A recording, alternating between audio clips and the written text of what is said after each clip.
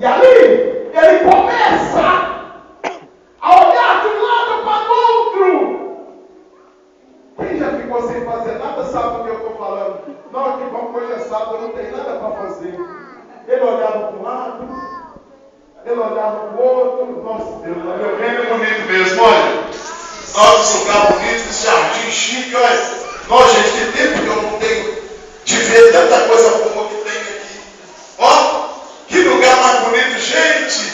Coisa boa é ficar dentro de casa. Mas quando você fica dentro de casa sem fazer nada, quando você fica com a mente descansada, Satanás, vendo que você está com a mente vazia, ele vai tentar te trazer uma ocupação. E a primeira coisa que o diabo gosta de fazer é te levar para a janela. Porque na janela é o lugar que nós vemos o que não precisa, pisamos o que não é da nossa conta, começamos a ver a vida dos povos e ele leva a nossa visão para um lugar que não é a presença de Deus. Quantos já foram bênçãos nas mãos do oleiro, mas um dia Satanás levou eles para a janela. Lá na janela eles viram a vida do irmão que estava em pecado. Lá na janela eles viram o defeito do pastor. Lá na janela eles viram que alguma coisa na vida dos outros não estava certa. E foram vendo tantas coisas que perderam a fé e desviaram da presença de Deus. A Bíblia diz que Davi vai para a janela. Ele vai para o terraço. Não tinha nada para fazer. Mas quando ele está lá, Satanás faz Davi ver uma mulher. E essa mulher estava despida, tomando banho lá na sua casa. O que eu entendo que o palácio era bem alto, o terraço mais ainda, e de cá dava para ele bisbilhotar a vida dos outros. Ó. Ficava olhando. E aquela mulher chama a atenção de Davi. Certa vez Jesus falou assim com Caim: o pecado bate a porta, mas cabe a você rejeitá-lo. Se você não tiver nada para fazer, o diabo te leva para a janela. E se você não rejeitar o pecado, dali você vai cair.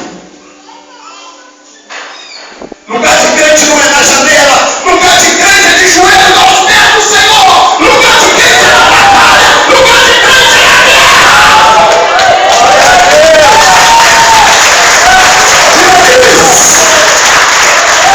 A nossa luta não é contra carne nem sangue, é contra as potestades malignas do inferno. E se você ficar na janela, você vai perder o foco da bênção e da vitória, porque Satanás vai começar a te mostrar muitas coisas que te afastam da presença de Deus. Aquela mulher estava tomando banho de sol na sua casa, e Davi então cresce os seus olhos em cima daquela mulher. Como o rei que era, ele chamou alguém e disse: quem é aquela mulher? Quem está entendendo isso aqui? Alguém disse para ele: aquela mulher é Batseba, esposa de Urias, que está na guerra junto com o exército de Deus. Está entendendo? Enquanto Urias estava lá junto com o exército de Deus batalhando pela fé, o diabo levava alguém para a janela para ficar de olho na sua esposa que estava em casa dando testemunho e tomando banho pelada. Está entendendo o plano de Satanás? Está entendendo? Quem está entendendo? A Bíblia diz que então Davi fala: eu nunca vi beleza igual aquela. Não, meu Deus, busca aquela mulher para mim. E a Bíblia diz que um mensageiro vai lá e busca aquela mulher. Naquela hora o coração de Davi saiu da presença do Deus Altíssimo e foi embalado pelo desejo. Cuidado com o nosso coração. Nós temos que ter cuidado com o nosso coração, porque o nosso coração é enganoso. Muitas vezes o diabo nos mostra coisas que o nosso desejo aflora e que dá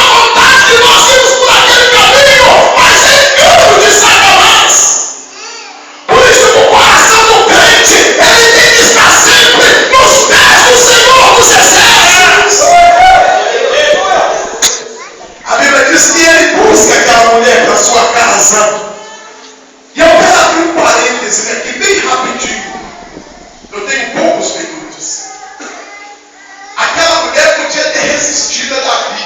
Não fala com o rei que eu não vou, não. Eu sou mulher casada. Eu não vou. Mas aquela mulher, ela também estava com a vida fora do altar de Deus. Sempre o diabo vai arrumar alguém para te tirar da presença de Deus e também não está na presença de Deus. Ou vamos ali fazer um jogo de bicho. Ou fulano, vamos no baile. Ou fulano, vamos tomar uma cachaça. Ou fulano, vamos pra droga. Ou fulano, vamos lá no baile. Sempre o diabo vai arrumar alguém que está despreparado para te atrair lá para fora. Essa é verdade.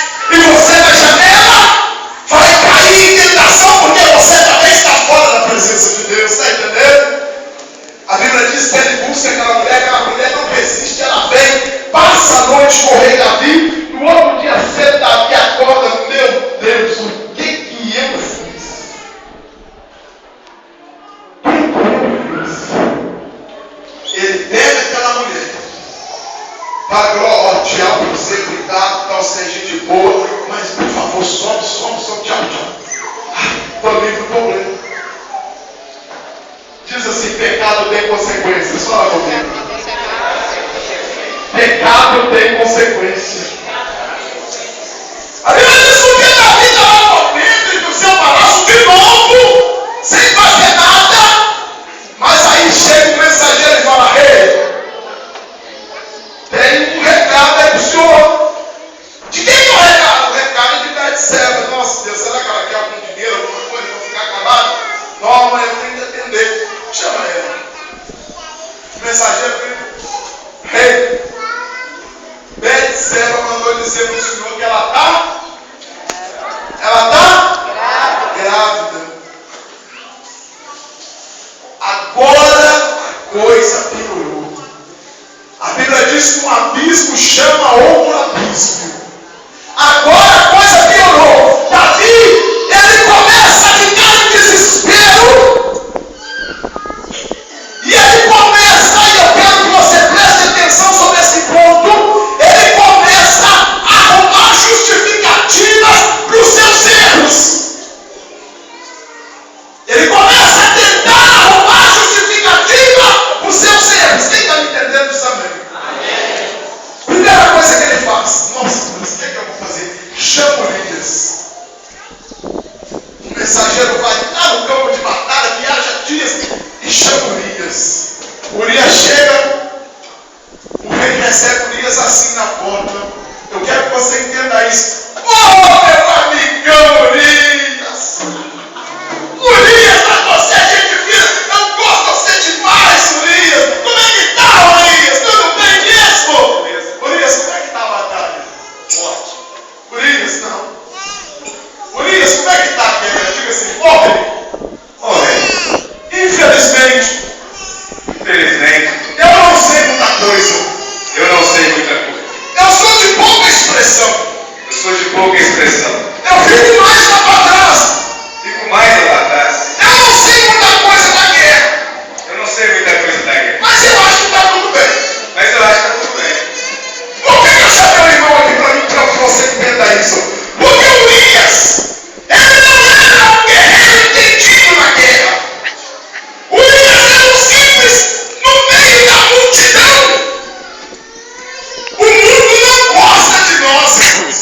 Nós só servimos no mundo quando nós vamos encobrir alguma das falhas dele. Aquele seu colega que gosta de você só quando você tem dinheiro. Quando você não tem dinheiro, ele passa de luxo. Aquela fulana que só te procura no dia do pagamento, só te procura quando quer se desabafar, só te procura por isso ou por aquilo.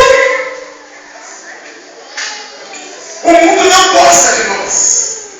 Mas quando ele precisa que nós encobrimos algum pecado, que nós ajudemos em alguma falha, nós servimos para alguma coisa. Tem dois. Urias, nós desce para tua casa, você não me preocupa. Desce para tua casa, pode dormir tranquilo com a sua esposa, que amanhã você volta para a batalha. Vem pra cá, rapaz. No coração de Davi, quem está entendendo isso aí? Pastor, eu vou precisar de mais uns 15 minutos. No coração de Davi, Deixa Deus falar. amém. No coração de Davi, Davi pensou assim: eu estou livre do problema. Mas irmãos, desculpas humanas não vai te livrar da consequência do teu pecado e nem do meu. A Bíblia diz que Davi torna até mais aliviado, estou livre do problema, porque vai para casa, vai ficar com a esposa, tudo em família, e amanhã o menino é dele. No outro dia, Davi estava à toa mesmo, ele chega da janela de novo. Ué, quem que é aquele que está dormindo lá no meio da praça? Meu Deus, é Urias, ele não foi para casa não. Meu Deus, por que ele não foi para casa? Eu mandei ele ir para casa. Chama ele de novo aqui. Ô, amigo Urias, tudo bem contigo, rapaz? Como é que tá? Não, tudo bem? Não, meu senhor. Não, meu Senhor. Presta atenção. Por que você não foi para casa visitar sua esposa? Mandei até um presente lá, uma comidinha da hora para você curtir com a sua esposa. E você não dormiu, você ficou aí dormindo na praça. Meu Senhor, Meu Senhor, eu não tenho coragem não tenho coragem de dormir tranquilo de dormir tranquilo com a minha esposa, com a minha esposa, dormir na minha casa, dormir na minha casa, na cama quentinha, na cama quentinha, enquanto enquanto a arca de Deus a arca de Deus e todos os meus irmãos de ministério e todos os meus irmãos de ministério estão na guerra, estão na guerra, estão lá debaixo das tendas do campo. estão lá debaixo das tendas do campo. Eu jamais irei para minha casa enquanto eu tiver, eu souber que eles estão lá. Eu jamais irei para minha casa enquanto eu souber que eles estão lá. Davi, Urias era um homem temente a Deus. Urias tinha vindo porque o rei tinha chamado, mas o coração dele estava lá junto da arca de Deus. O coração dele estava na obra. O coração de Urias estava lá junto com os irmãos que estavam na guerra.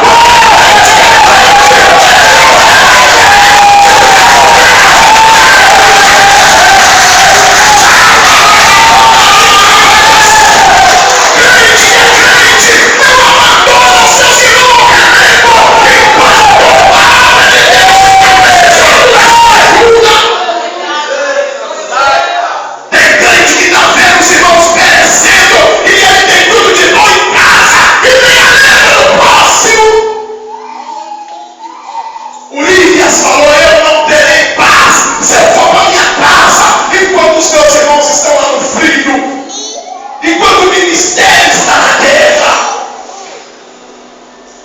Davi, com essa cabeça, não conseguiu livrar do problema. A pior coisa é que às vezes nós pensamos que Deus é cego, mas Deus está de olho nos nossos feitos. E a Bíblia diz que então Davi novamente: ô Urias, tudo bem, você não quis ir ontem, mas deixa eu estar comigo hoje, Urias, você é meu amigão. O mundo não gosta de você. O mundo está doido para encontrar uma oportunidade para te ferrar. O único que te ama é Jesus de Nazaré.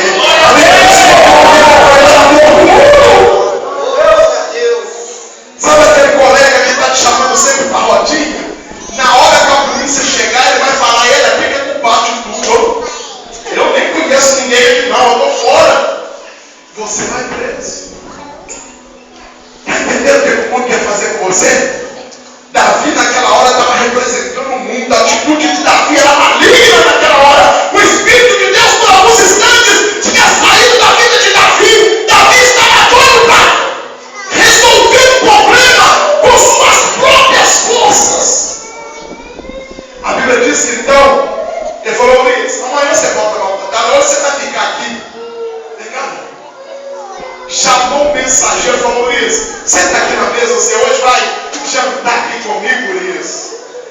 Urias? É não convidar de honra.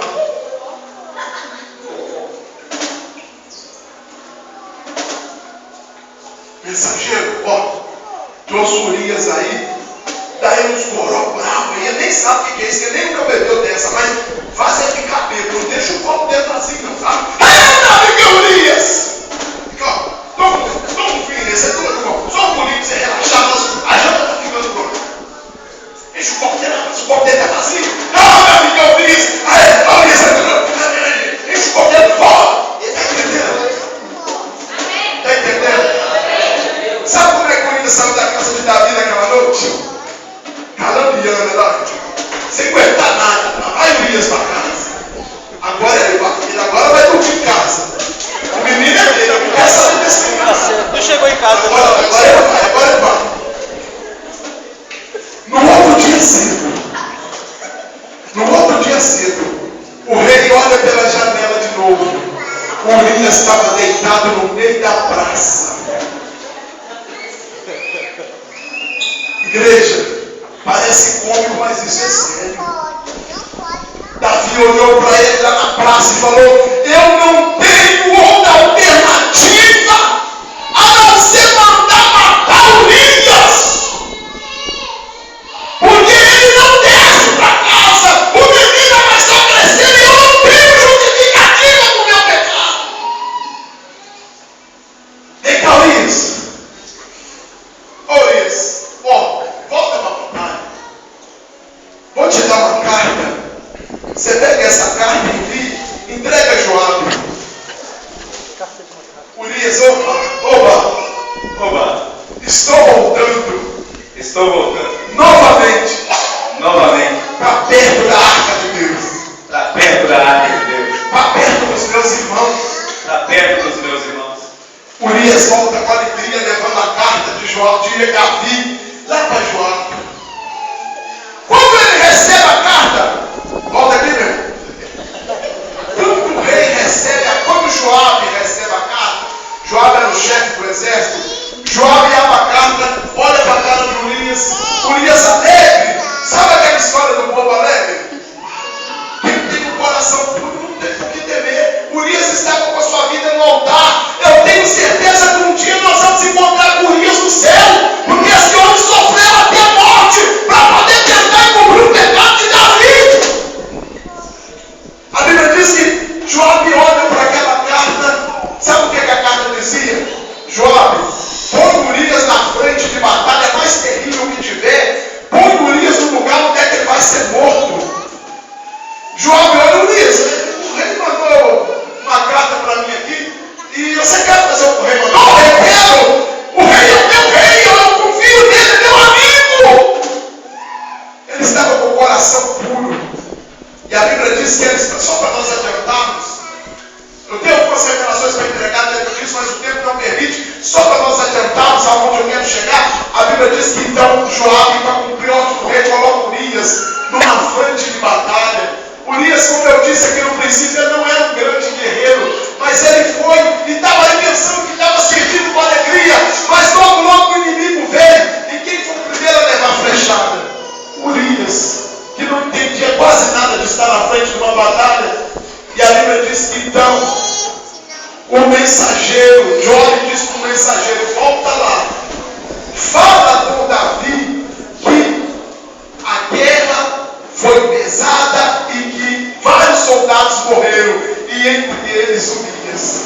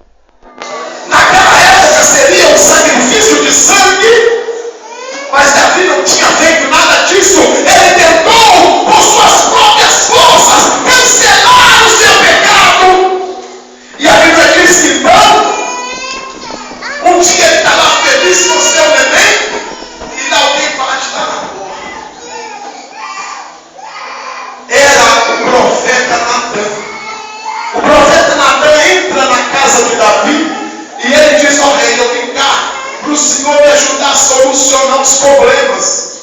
Pois não, Natan, diga: ó rei, meu senhor, tem uma família que é muito rica, é uma família de muitas posses, e tem também uma família pobre de Maré. E essa família pobre só tinha uma ovelhinha, enquanto que a família rica tinha milhares de ovelhas, de cabras, de carneiro. E um dia essa família rica recebeu uma visita. E essa família rica não quis matar nenhum dos seus cordeiros nem dos seus carneiros. Eles foram lá na casa do homem pobrezinho, pegou a única ovelhinha que ele tinha, matou aquela ovelhinha e serviu aquela ovelhinha para a visita. Davi naquela hora desceu do trono e disse: Natan, quem é esse sujeito desalmado? Manda matar esse sujeito, ele tem que ser apedrejado em praça pública. Esse camarada, ele tem que restituir 100 vezes mais a família que perdeu e ser morto na frente de todo mundo. Naquela hora o profeta Natan virou para Davi e disse assim: rei, este homem é o Senhor. A Bíblia diz que Natan terminou de entregar a mensagem, ele saiu do palácio e aquele neném adoeceu de uma doença terrível. Aquela criança de Davi de Betseba agora está enferma. Foi Natan sair do palácio. A Bíblia diz que uma grave doença veio sobre aquela criança, e aquela criança começou a definhar, aquela criança começou a chorar, a ficar enferma. Dia após dia aquela criança ia piorando. Existem muitas pessoas dentro da igreja que não conseguem ter vitória porque deixaram portas soltas lá atrás dos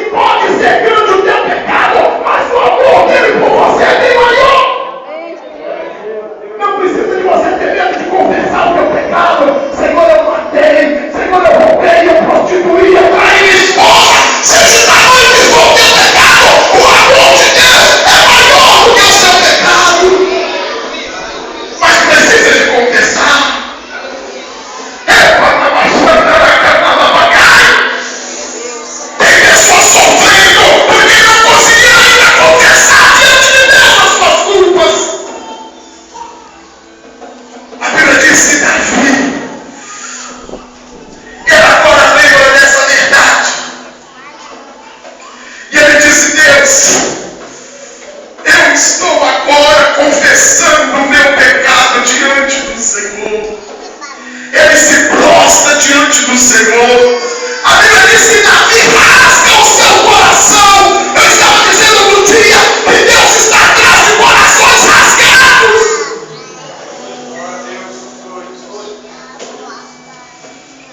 Eu me lembro, pastor Osmar, quando nós subimos para o monte para orar, a vigília começava às 9 horas e terminava às 5 horas da manhã. E de 9 horas até meia-noite, até 1 hora da madrugada, era nosso rosto no pó, confessando pecados e pedindo a Deus misericórdia. Hoje nós somos nas vigílias. A vigília dura no máximo até meia-noite. E durante mais de 2 horas, cantamos, tocamos violão e não rasgamos mais o coração. Eu tenho vergonha de chorar perto do irmão. Eu tenho vergonha de chorar perto do pastor. Eu sou homem, eu não choro. E a nossa vida espiritual vai sempre para decadência. E o diabo vai sempre nos levando para a janela da vida, para nos tirar da presença de Deus. Deus está atrás de coração rasgado. Não existe restauração sem coração rasgado. O Espírito de Deus eu quero falar em línguas estranhas, eu quero pular uma pessoa, eu quero repetir. Mas o repetir, o poder do Espírito Santo para vir sobre a nossa vida, nós precisamos de nos humilhar diante de Deus, de rasgar o coração, de mudar de vida, de confessar pecados, de pedir perdão.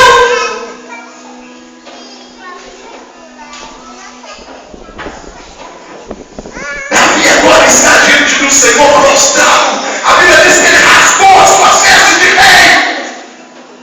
Ele não comeu pão, ele não bebeu água. Ele agora estava consagrando pela restauração da sua casa, pela restauração da sua vida espiritual. Ele estava consagrando para que Deus tivesse misericórdia dele e que ele não destruísse a vida dele.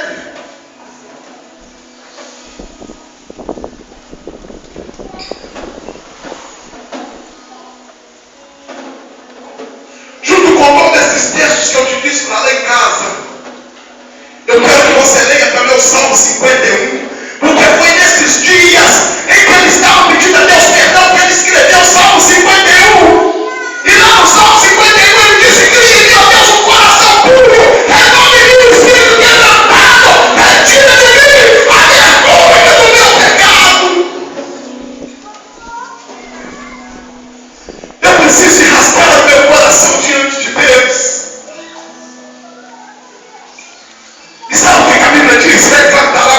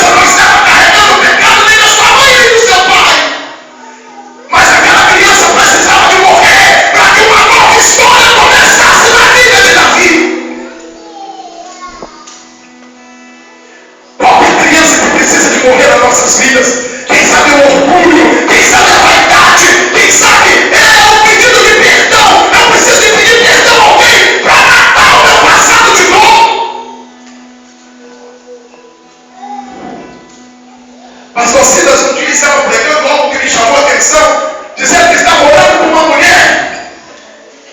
E aquela mulher falou: pastor, olhe por mim, porque eu não consigo perdoar o meu marido. Ele me traiu e eu odeio ele com toda a força do meu coração. E aquela mulher estava cheia de enfermidade, estava com pressão alta, gastrite, não sei mais o que, cheia de enfermidade. E quando ela falava que odiava o marido, ela me brincava os dentes. E o pastor Cida disse que virou para aquela mulher e disse: olha, eu vou lá pela senhora, mas a senhora vai fazer uma coisa. Quando chegar em casa, a senhora vai pedir perdão ao seu marido.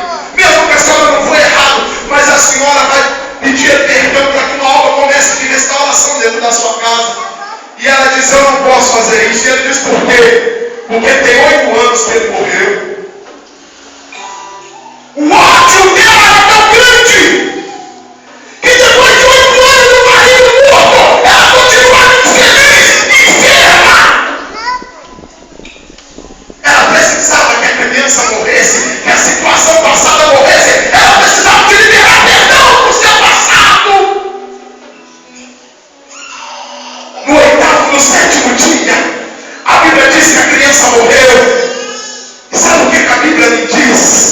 Que Davi, quando ouviu falar que a criança morreu, Davi levantou-se de onde ele estava prostrado. Ele levantou-se dali na mesma hora que a notícia chegou. Ele tomou banho, ele vestiu roupas novas, ele foi para a casa de Deus e adorou. Davi comeu pão e bebeu água.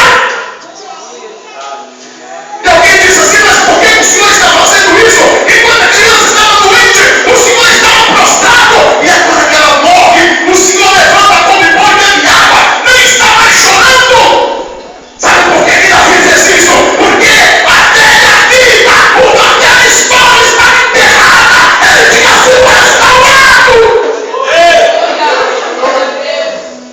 Deus, nessa noite, quer apagar antepassados de dores aqui nessa noite. Deus quer que a criança simbolicamente morra nessa noite. Isso que está fazendo você sofrer tem anos, vai morrer nessa noite. Só para nós concluirmos, antes de nós orarmos, a Bíblia diz que passados uns dias, Davi então consola a sua esposa. E Davi novamente vai com a sua esposa para uma nova lua de mel. E sabe o que a Bíblia diz? Nasce Salomão. Salomão é levado até o profeta Natan. Sabe o que o profeta Natan fez? Virou para os céus e disse: Deus, eu estou carregando no meu braço Gedidias. Sabe o que ele quer dizer de Gedidias? Amado de Deus. A criança tinha morrido em nome, ela tinha de tão amaldiçoado que era um pecado que ela lembrava. Mas agora nasceu Salomão, o fruto do amor e da bênção, o fruto de uma nova história, o fruto de um ano de vitória. E agora ele se chamava amado de Deus. Eu vi lá de Nova Lima nessa noite profetizar na tua vida que o teu ano será o ano de Salomão, não da criança boa, mas o ano de Salomão.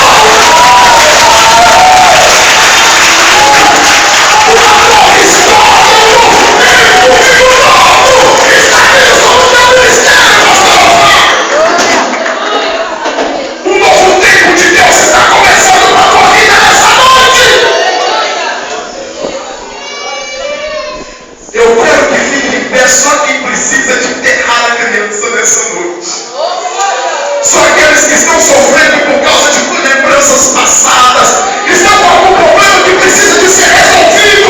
O 2014 começou e você ainda está vivendo as derrotas de 2013. O 2014 começou, mas você continua chorando os defuntos de 2013. Mas você quer um vinho novo nessa noite? Só essas pessoas que